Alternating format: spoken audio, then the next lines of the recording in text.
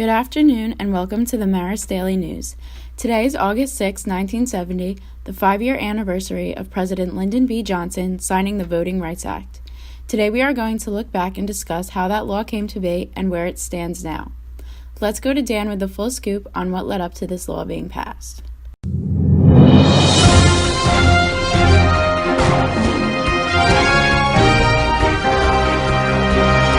Starting as early as 1866, newly freed slaves gained political power through institutions such as the Freedmen's Bureau and the Union League during Reconstruction. In 1870, the 15th Amendment was ratified, which prohibited states to deny black men the right to vote based on race. However, this amendment did not hold much power, as states found numerous ways to get around it. In the 1870s and early 1900s, African Americans were completely disenfranchised through the imposition of literacy tests, poll taxes, and residency requirements. In 1960, the Civil Rights Act was passed. Under this act, African Americans who were previously denied the right to vote in elections will be granted the opportunity to vote in local and federal elections. In 1965, there were multiple reports of murders of voting rights activists in Philly, Alabama, and Mississippi.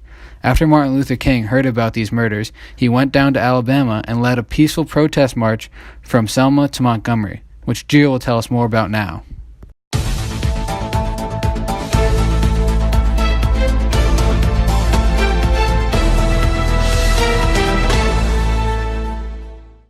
Alright, so now let's talk about one of the main reasons the Voting Rights Act of 1965 was passed.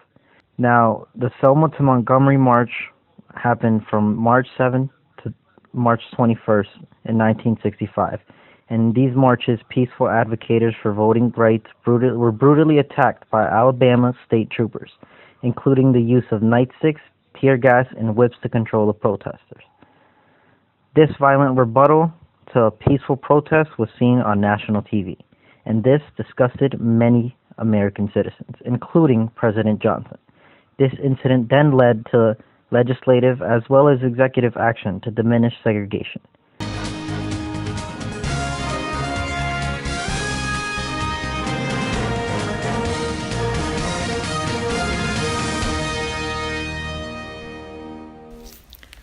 Lyndon B. Johnson was the 36th President of the United States.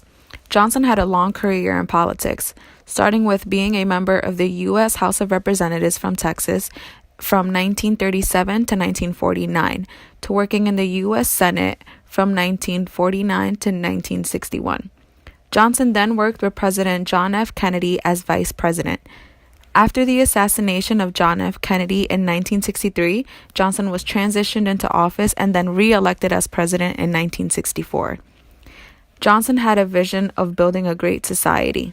He wanted to aid education, Medicare, urban renewal, fight poverty, control and prevention of crime, and most importantly, remove obstacles to the right to vote. Johnson signed the Voting Rights Act of 1965 after a meeting with Congress and outlining the ways in which the states were disregarding the current voting laws. This act made a tremendous impact on the civil rights movement, and this is how he did it.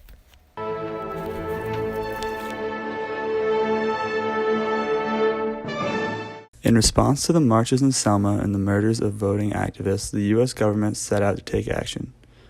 The Voting Rights Act of 1965 was proposed, a law that would hurdle the obstacles put by the states to prevent African Americans from voting.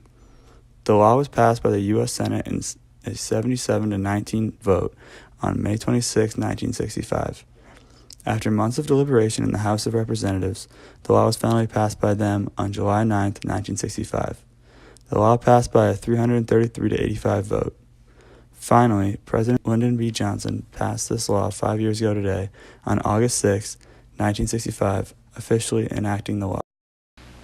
The issue of equal rights for American Negroes is such an issue. And should we defeat every enemy, and should we double our wealth and conquer the stars and still be unequal to this issue, then we will have failed as a people.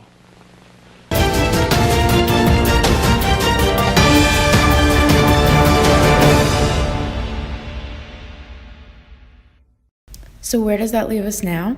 What resulted from this act was that states could no longer deny anyone the right to vote with literacy tests. It also said that any state that wanted to make a voting change had to get approval by the Attorney General, and the U.S. District Court had to deem the change non-discriminatory. However, this law did not ban poll taxes, as later amendments will deem this unconstitutional. It also targeted the more bigoted states, where segregation still persisted after the passage of this act. Although all of this legal action was taken, enforcement was weak, and African Americans, predominantly in the South, were still sometimes deterred from getting a fair vote. This deterrence was because whites were scared the high population of blacks would impact who was voted into office. The Voting Act did, however, have some success. In Mississippi, for example, the voting percentage of African Americans increased from 6% to 59% after the act was passed. We thank LBJ for signing that law 5 years ago, and here's to equality moving forward for more years to come.